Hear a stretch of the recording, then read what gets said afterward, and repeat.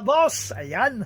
Ayan, mag-reaction lang ako sa sinasabi ng NEDA na si Secretary Arsenio Balisacan. Grabe ka naman, Balisacan!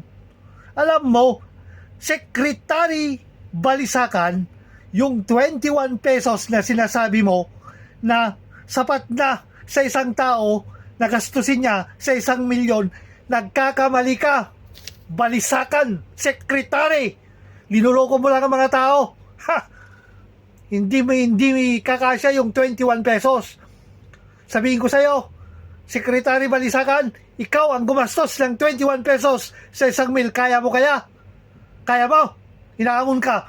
Tuwing kakain ka, yung 21 pesos mo, yun ang gagastusin mo. Kung kaya mo. Punyeta yung ganyan na style mo, Secretary Balisacan. Hindi mo malilinlang ang tao. Inuuto mo eh. Pinapakagat mo sa style nyo. Dahil alam ko. Linuloko mo lang kaming mga Pilipino. Anong silbi mo? Nandyan sa upuan mo. Hindi sapat yun, 21 pesos.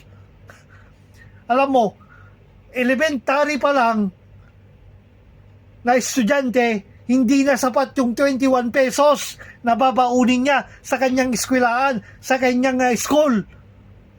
Biruin mo pag bumili, magkano ang isang soft drinks?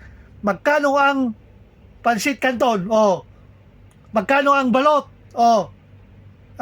Yung 21 pesos, alam mo yon? Kulang pa yon. Pambili mo ng bigas. Yung kalahating kilo ng bigas, magkano yon? 50 pesos ang isang kilo. Or 45 pesos ang isang kilo. Magkano yung kalahati? Yung kalahating bigas. Yung 45 is 22.50.